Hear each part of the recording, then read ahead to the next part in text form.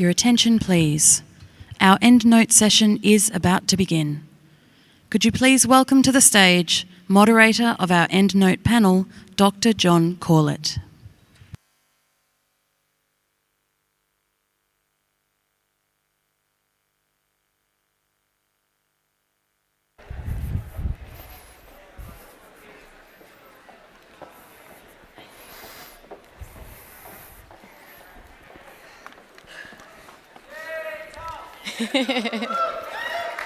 Oh, you're getting more cheers than mine. Yay! There's like 3 people. Yeah. All settled in. Drink some water. Good morning, afternoon, evening, dark of night, to wherever and whenever all of you might be here or online. I'm John Corlett. I'm from the YMCA Canada delegation, and it's my great privilege, yes, thank you very much, Canada, go Canada. It's my great privilege to be with you here for this Endnote session. Now, I would like you to think back 1 week when you arrived at Ignite, the 20th YMCA World Council, and at that moment, we were all potential energy. We were excited about what we could contribute in this collaboration of global YMCAs. We were filled with possibility. And in the days since, that potential energy has been transformed into kinetic energy by the plenaries and collabs and the individual. My earpiece just came out, so if you're wondering what that was, it's going to have to stay there. That potential energy has been transformed. All of these things contributed to the creation of what has happened here this week. And don't for a moment think that the contributions that you made were too small or too insignificant, whatever your role might have been. Someone heard you, someone saw you, someone understood you, someone was changed by what you said or what you did or just by who you were. A butterfly flapping its wings in Aarhus truly can change the weather in Bogota, Jerusalem, Khartoum, or Hong Kong, or Kiev. Today we have with us on stage 3 remarkable people from the global YMCA family, Suzanne McCormick, Jan-Hendrik Meyer, and Tal Karp. And we will have a special guest. Yes, applause, that's good, we like that. We have a special guest appearance by a 4th person to whom I will introduce you later on. I will introduce each of them as the Endnote session unfolds. Like you, they have been here this week as Vision 2030 was approved, as engagement panels provided context for our global approach to addressing the 4 pillars of Vision 2030, and collabs created tangible actions that we can make our own in the local settings to fulfill the promise of Vision 2030. We literally moved from vision to collaboration to solutions. In the next half hour, our panelists will offer their personal reflections based on their experiences this week and share their thoughts, not just on where we've been, but where we all need to go as leaders when the 20th YMCA World Council comes to a close. Each of them will speak for about 10 minutes on a different theme, and then I will ask each of them to return with a final thought. From each of their unique points of view, they will illuminate the path ahead for the World YMCA as embodied in each of us returning home from Denmark with a responsibility to catalyze the transformation of the international to the national and to the local. So, let's get started. Suzanne McCormick is the 15th person and the first woman to lead YUSA, the YMCA of the United States of America. Prior to taking on her YUSA role, she had 27 years' experience as a local and national executive leader in the nonprofit sector, most notably as U.S. President of the United Way Worldwide.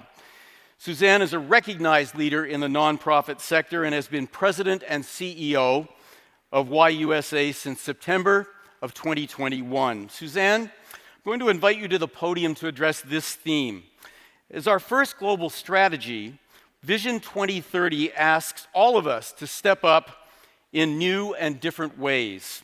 If this is to be the YMCA's time, what do you see as the opportunity before us? What does the vision of 2030 mean to the YMCA movement in the US and to other members of the World Council? Friends, Suzanne McCormick. Go, Suzanne. Thank you, John. It's wonderful to be here. It really is an honor and a privilege for me to stand with this incredible group of diverse leaders from around the world. As John said, over the span of my career, I have had the opportunity to work for some really incredible nonprofit organizations, including the US Peace Corps, United Way Worldwide, and the American Red Cross. And after just 10 months in my role as the new president and CEO of YUSA, yes, I am one of those people who is new to the Y. This is my first job with the Y, but I love the Y dearly. I truly believe that the YMCA stands out from all of these organizations and more. It stands out because of the depth and the breadth of the life-changing work you and our colleagues around the world bring to your communities. No other organization has the scale and scope that we have, for young people especially, but also for all generations, from the youngest to the most senior. My great hope and the opportunity I see before us in this moment is that we live into the power of who we are and who we can be. The unified we that Vision 2030 challenges us to be. Indeed, John, I think that we are all going to have to step up in new and different ways to make that happen. And we're going to have to believe in ourselves and our ability to do that. After 2+ years of working through a pandemic, we're tired. Our teams are fatigued. The work feels extra hard. But our communities need us more than ever, and our potential is greater than we have realized. I was talking about this with one of my new friends a couple days ago, someone who has been with the YMCA his entire career, over 40 years. He shared with me that he has been hearing this same sentiment about the great untapped potential of the YMCA since he started early in his career.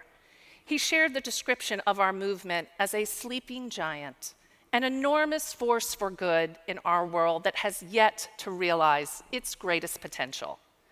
So this question of where and how we need to step up in new and different ways has been on my mind all week.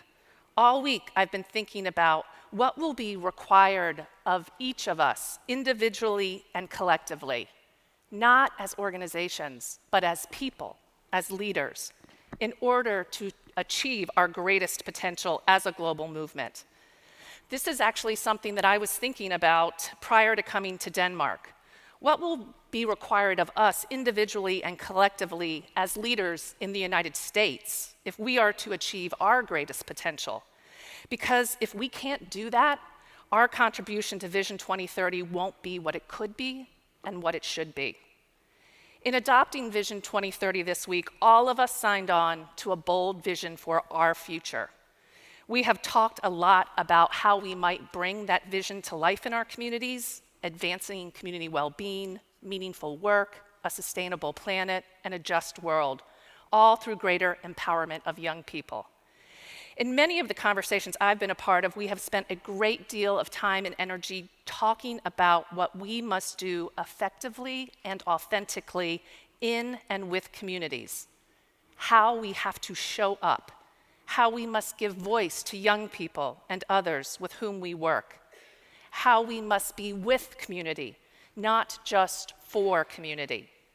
His Excellency Ban Ki-moon beautifully challenged us to be intentional about this, with ambition and compassion, encouraging us to extend our helping hands and to be willing to walk with others. The questions I've been asking myself these past few days, and the questions I will carry back to the United States and into my work with the World Alliance, are centered not on how we will more intentionally and authentically work with our communities, but rather, what are the opportunities for how we work more intentionally and authentically with each other, within our movement across regions and borders, like what we saw happen in the collabs this week? Are we willing to live the advice of Ban Ki-moon in our relationships within this community we call our movement? Are there opportunities to explore our culture as a global movement, to ensure that our norms and behaviors are shared and leading us to unity, alignment, and collective impact? Are we making sure that the voices of our young leaders, our female leaders, our diverse leaders have equitable voice in our decision-making processes at all levels? Are we growing our individual and collective ability as leaders to listen, adapt, learn, communicate, compromise, and take risks? These are the questions I see as opportunities for us to answer and work on together with intentionality, because they all speak to the culture of who we are as a movement, who we need to be and want to be as a movement. So many of us have seen bold strategy and vision fail as a result of misaligned organizational culture. That is why these questions are so important to me, and I hope to others. And after listening to the report out from the collabs, it is clear that others care deeply about this. I have never felt more pride for an organization than I feel for the YMCA, especially after having the opportunity to spend this week with my colleagues from around the world, getting to see your incredible work and to see the inspirational and aspirational vision we adopted for our global movement. I've never felt more commitment to a mission of an organization than I feel for the mission of YMCA, not just in the US, but for the world. And I've never felt more conviction that we have to do everything in our individual and collective power to lead in ways that will bring us to our greatest potential. That means we all have a responsibility for our personal leadership in this endeavor.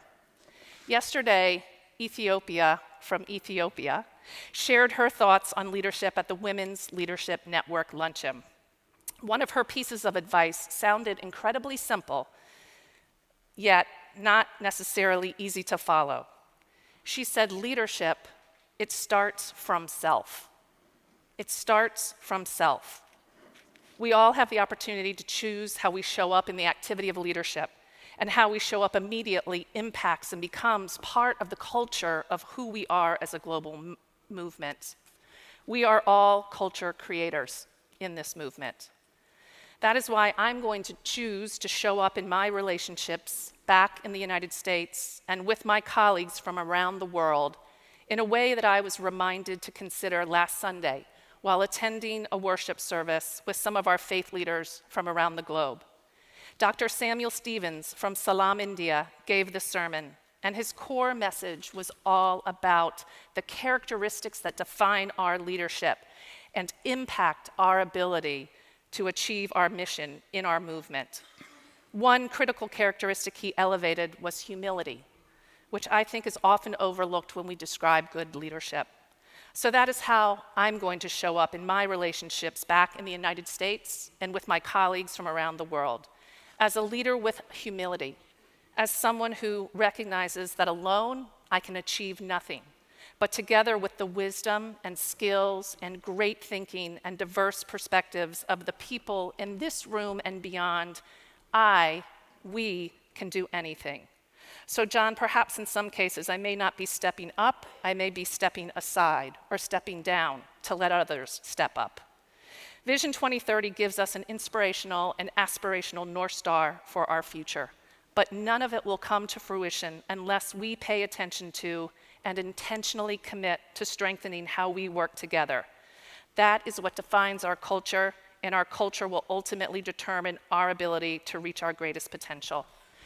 The YMCA of the USA stands committed to partnering with our World Alliance towards what I hope is a Nobel Peace Prize winning kind of performance in the achievement of Vision 2030. Thank you. Well done.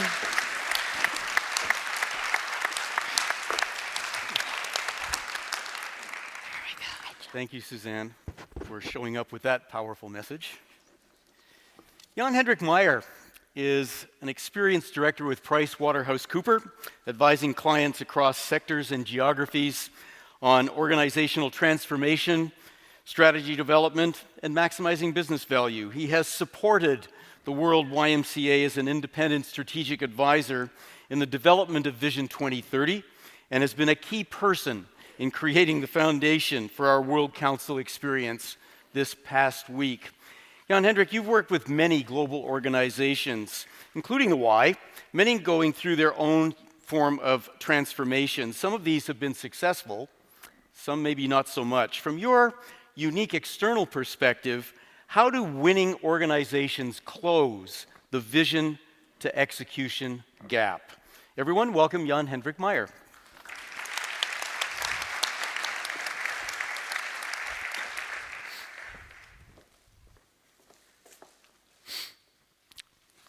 Good afternoon, Aarhus, and hello world.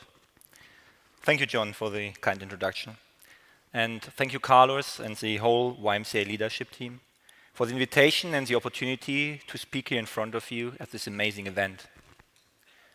A big thank you also to the Danish host team. You have done an excellent job at organizing an event of this magnitude. Congratulations. The last few days have been a unique experience for me. I've had the chance to meet some inspiring, like-minded people, exchange ideas, and share personal stories.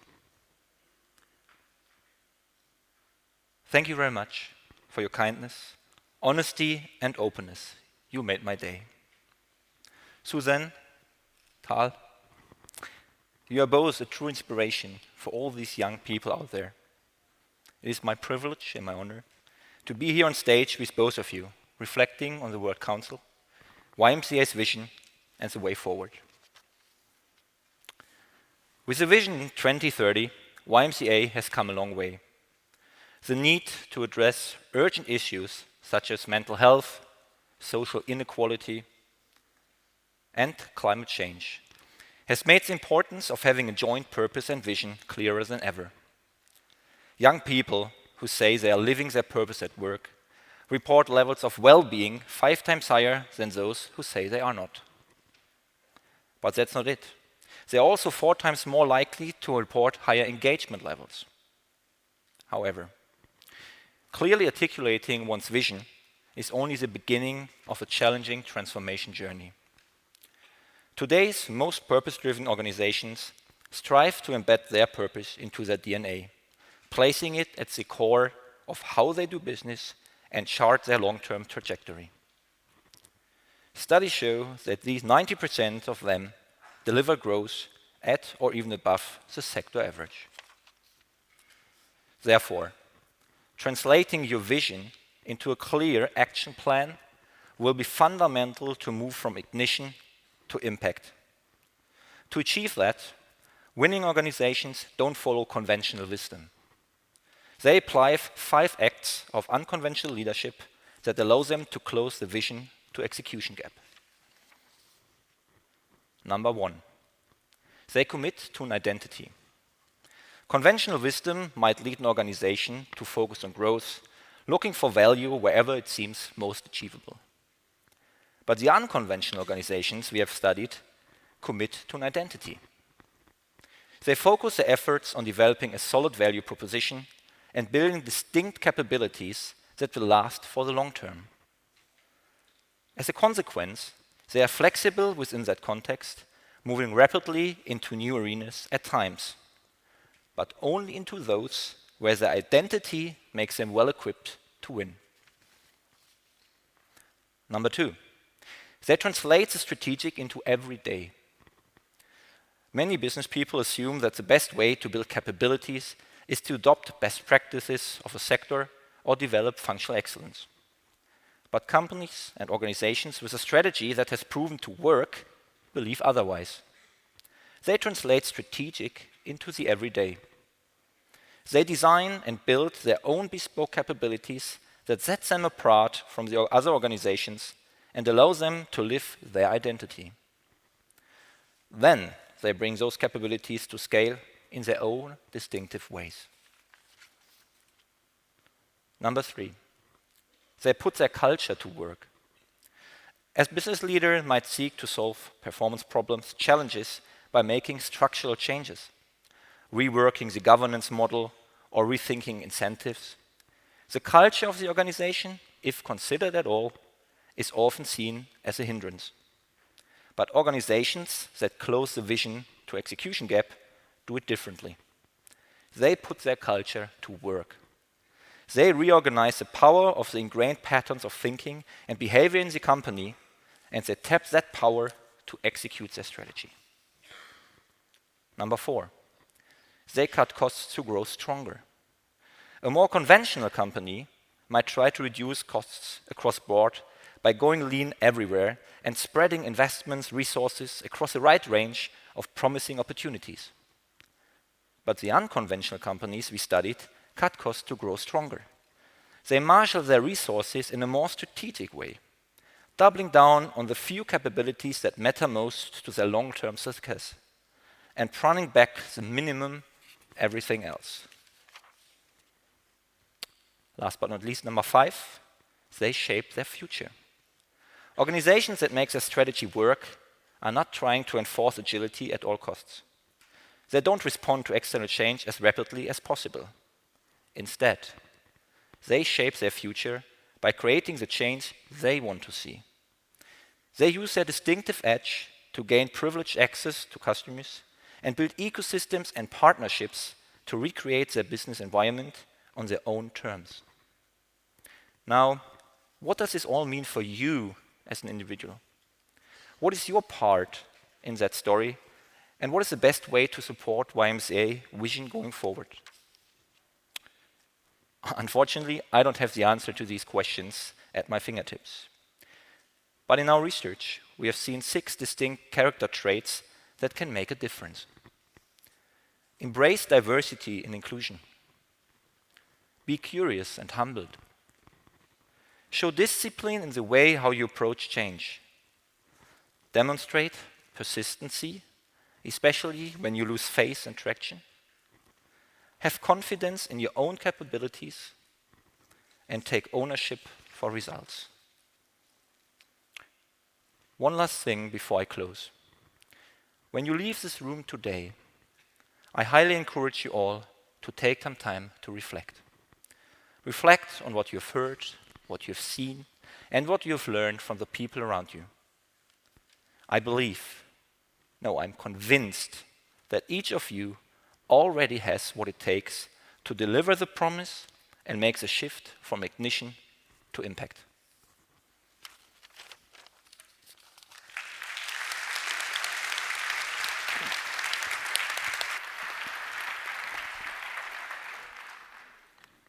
Thanks, Jan Hendrik. Tal Karp is the very recently appointed National Secretary and CEO of YMCA Australia. She has extensive experience working in not-for-profit, sports, and public sectors, and prior to her role with Y of Australia, she was the director and founder of Sixfold Consulting Group, which specialized in providing strategy, policy, and organizational culture support to clients in public, not-for-profit, and private sectors. In addition to her distinguished professional career, Tal had the remarkable experience of representing Australia in the 2003 World Cup and 2004 Olympic Games as a member of Australia's women's national football team. Tal, all leaders bring all of their life experience to their work as an elite athlete, lawyer, entrepreneur, and now CEO of YMCA Australia. What are your key reflections on this week and of Vision 2030, and what do you think the legacy of the 20th YMCA World Council will be? Colleagues, Tal Karp. Thanks, John.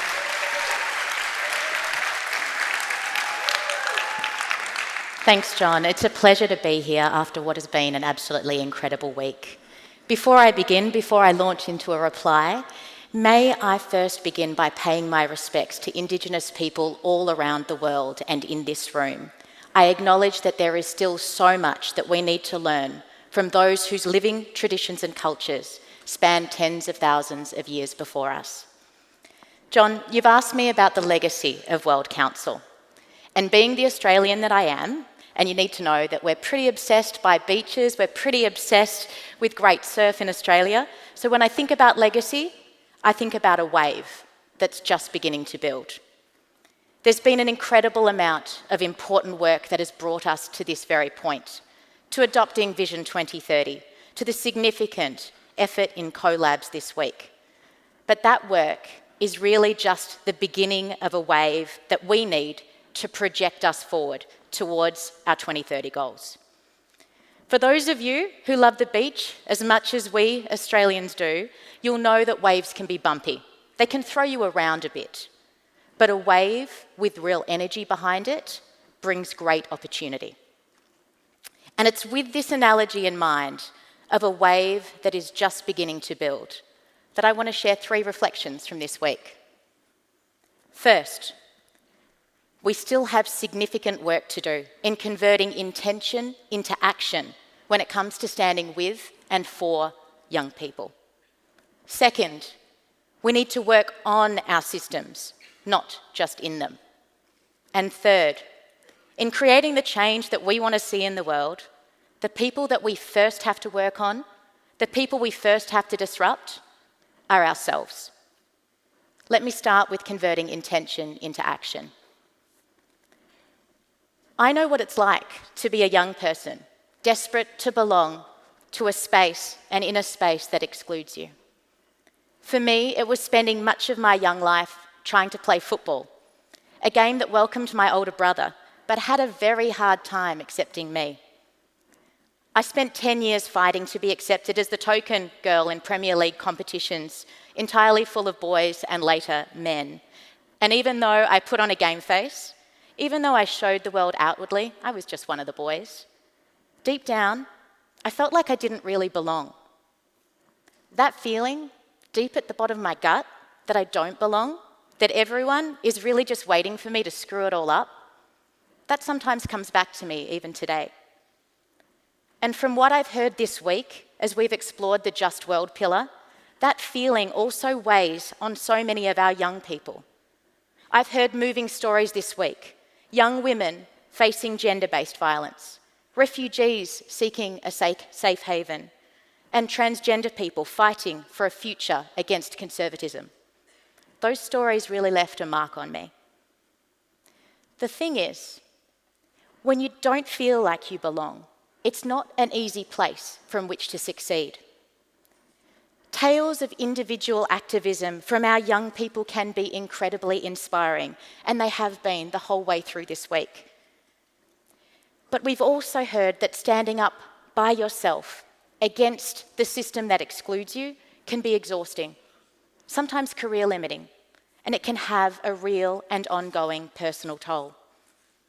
What that means is that if we're really going to stand with and for young people, it can't just be through rhetoric on stages like these every 4 years. This week, we've learnt that converting intention into action requires giving young people a real seat at the decision-making table, and not in a token way. As I've heard directly from so many young people this week, our young people are not just here for public relations. It's not just about them lifting the fun. And as Patricia Pelton reminded us, our young people are our leaders, our focus, and our reason for being. Vision 2030 can't just be about young people, it must be by young people.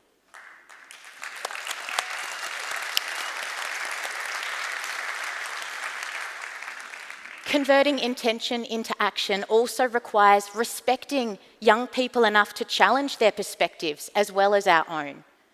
And it requires taking practical steps to change the very systems that are holding our young people back. Which takes me to my second reflection, that we need to work on the system as well as in it. Globally, our YMCAs have extensive reach. We've been talking about that all week. The thing is, that reach gives us an extraordinary vantage point to understand the systems we work on and to influence them. I used to be a lawyer, and about 7 years ago, I was in the Melbourne Children's Court representing a 17-year-old girl brought before the court for maybe the fourth or fifth time in her very short life. I remember thinking as I spoke on her behalf that in another life, this girl could have been me. If I hadn't had access to things like sports programs, after-school care, holiday camps, swimming lessons, programs like the Y runs in Australia and all around the world, where might I have ended up? I tested boundaries. I put my body on the line. I took risks for my friends. I just did it on the football field. This girl did it too. The difference was, she did it on the streets. But what if the system had instead supported her meaningfully at an earlier stage? I decided in that moment, I didn't just want to work in the system, I wanted to work on it. I wanted to find ways that I could help drive systemic change. And driving systemic change is something that our global Y is uniquely positioned to do. We work with 12,000 communities across 120 countries. If we pulled together the stories and experiences of young people across our services, across our geographies, if we lifted up from our individual interactions to what they say about how our systems should work, we can have profound influence. And we can use that influence to catalyse change, in the words of John a little earlier today. Let me provide an Australian example. Using our system-wide experience as one of Australia's biggest employers of young people, we're about to help solve two of our country's biggest challenges. First, youth underemployment, and second, the critical shortage of skilled workers in care sector roles. We have built with young people a careers agency that will train, support and recruit 15,000 young people over the next 5 years in the care sector. We are building a meaningful career pathway for young people with young people, using our knowledge in the system to work on it. But whether it's back home, locally in Australia or globally, our Vision 2030 strategy has the absolute potential to be a game changer. Just look at the great ideas that have come out of collabs and that have been spoken to this afternoon. But if we are going to work on systems, Vision 2030 can't just be a glossy document that we frame on our wall or that collects dust on a shelf. It has to drive action. The world has enough empty commitments. Words are important, but actions are non-negotiable. We have to be able to measure our success and report back on it when we return in 4 years' time. And whether you're the new president of the World Alliance, huge congratulations to Soelia, wherever she is, whether you're a young person, a staff member, a volunteer, whoever you are, wherever you come from, we all have a role to play. Which takes me to my third and final reflection. The people we first have to disrupt are ourselves. Returning to my childhood story of being the only girl in my Premier League football team and league, I actually have a confession that I want to make. When I said that I felt like I didn't belong, what I didn't say was that despite all of that, despite how that made me feel, deep down, I liked being the only girl. I didn't want other girls in the league. Being the only girl made me feel special, made me feel really good about myself, more successful somehow. Unconsciously, I was perpetuating the very system that excluded people like me. You see, it's not just others who need to change. However politically correct or morally upright that we think we are, we too are deeply rooted in the culture that we've grown up in. That doesn't make us bad. I was a kid when I started playing football. I wasn't bad. Unconscious bias isn't about being good or bad. It's about understanding human nature. And for us to make sense of the world, for us to survive, we need unconscious thinking processes. But to go beyond what we have always done, we need to take the time to question ourselves, to be scientists of our own decision-making. And to do that, we need to slow down and we need to ask some of the very questions we have been asking this week. Why do we automatically assume that young people don't have sufficient experience? By the same token, Why do so many of our young people assume that older generations are no longer as relevant? And why don't we question the role that we currently play at the Y? Are we being held back by too much legacy? If we remind ourselves that we were conceived by George Williams to address the contemporary needs of young people, how do we create comparable relevance and influence in today's very different and rapidly changing world? It's time to disrupt our comfortable ways of doing things. And on that, one final personal reflection. My life's ambition from 7 years of age was to play in a FIFA World Cup. It was a dream that literally consumed me. I was so obsessed by it, I was so driven to achieve it, that I kept a little yellow sticky note, one just like this, on the inside of my cupboard, right next to my mirror.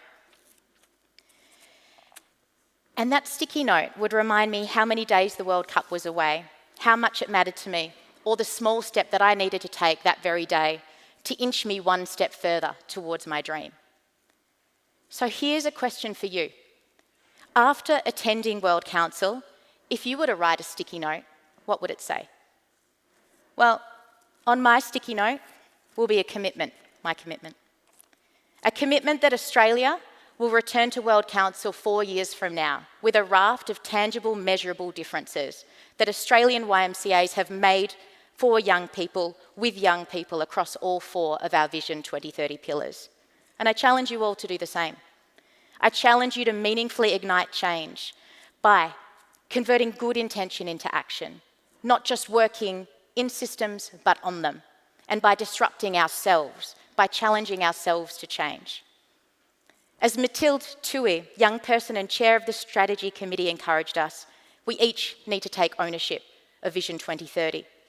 As I just heard from Suzanne, CEO of YUSA, we need to intentionally show up, individually, but also collectively. As UN Secretary General Ban Ki-moon reminded us, the small actions of each of us can move mountains. And as Carlos Sanvi, our inspiring Secretary General, has emphasised, you can't change the world if you first can't change yourself. So here, friends, is my invitation. Let's build a wave of change as this, our legacy of our 20th World Council, so that in 4 years' time we can all say that we have measurably and tangibly helped make a world that is more just, with healthier, safer communities, meaningful work, and a far more sustainable future. Because the future is not ours. It belongs to the young people that we are here to stand with and for. Thank you.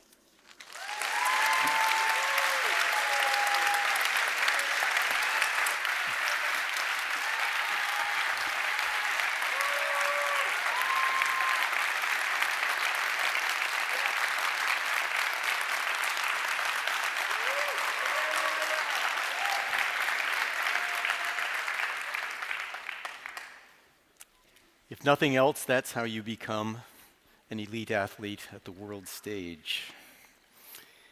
That's terrific. Thank you, Tal. Thanks to all of our panelists for their powerful and uniquely personal perspectives on our week here in Aarhus. Now, I did promise you a special guest, and technology willing, and our backstage team, which is amazing, willing, here he is now. Hey, it's Ronald Senghor. If you don't know Ronald, you haven't been paying attention this week. Ronald is a member of the WAY Executive Committee, and he has been our roving virtual reporter and online host, experiencing the proceedings to bring voice from online delegates to all of us here in Aarhus. Ronald, you've had a unique perspective on this World Council. As you've engaged with our global online colleagues, what are your lasting impressions of the World Council this time around? Over to you.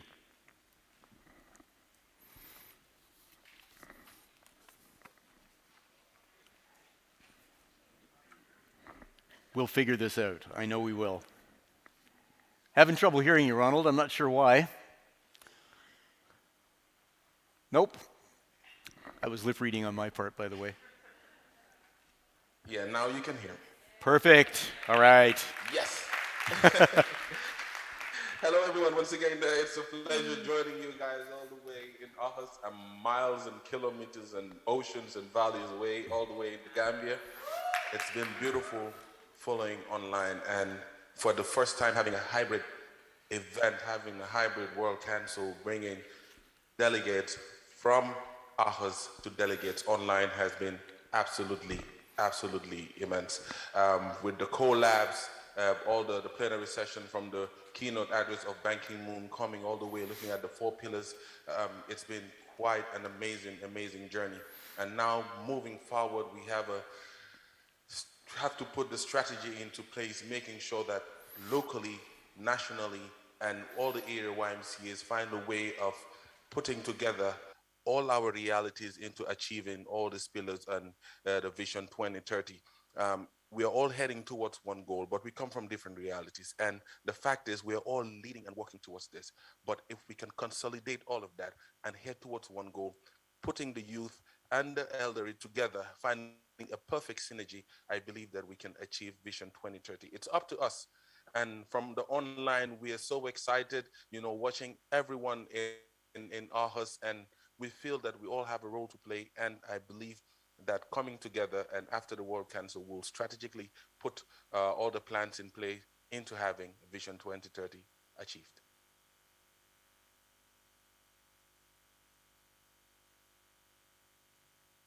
Thanks, Ronald. Great job this week, helping to make this a truly hybrid experience and a truly World Council for the very first time. Thanks so much. Take care. Thank you very much. Bye-bye. Now then, I have a culminating question that each of the panelists will have a chance to respond to briefly. You might want to ponder this yourself as the World Council approaches its end. And that question is this: a resilient organization is one with the ability to hold on, but also to let go. So, as a final message, panelists, to the World Council, in a sentence or two, to reach the full potential as a global organization, what does the YMCA need to hold on to? And what does the YMCA need to let go? Suzanne, perhaps we'll start with you. Do you want answers to both at the same time? Absolutely. I'm just trying to play by the rules, John. I think, when I joined the organization, we lead with the word young in our title as an organization and as a movement. And sometimes, in my first 10 months as I've coming on board, I clearly have witnessed a resistance to really embrace young people as decision makers in our movement. And so I think we need to hold on to the first word of who we are and to elevate it and make it come to life. What I think I would like to... I think what I'd like us to let go of, I have 2 things that are really important to me. One is, I think we have to be, really honest about what are the barriers that exclude true belonging in our organization, and have to figure out how to let go of some of those barriers so that we truly can be an equitable place for all people in our country and our nations and our world to be with us in the work that we do. The other is more from an organizational mindset. I often in conversations, I feel like we start from this place of scarcity, and we have a scarcity mindset, and I want us to let go of that, and I want us to embrace a growth mindset. I was walking over with one of my young leaders coming over this afternoon, and he was telling me how inspired he was to be in conversations with his colleagues from around the world who are doing miracles with very little. And one of the ways that they are achieving those miracles is because they absolutely embrace volunteerism in a way that he doesn't feel like we have capitalized on in the United States. And so he said they have nothing and they do everything. And he's like, we've got to let go of this scarcity mindset. And I couldn't agree more. Good.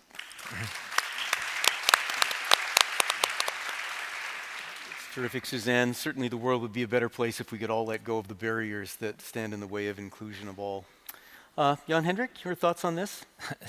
Yeah, maybe not what to let go or what to keep. It's more, now with the Vision 2030, you have kind of a framework, a governance framework, some something that you can adhere to, something that you can look at.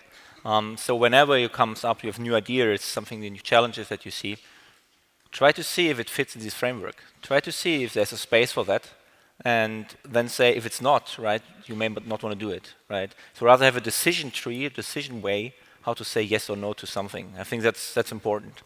But it's a bit unfair to say from outside perspective what you should keep and what you change, but it's more the process needs to be in place to do it. Great. Terrific, thanks. Tal?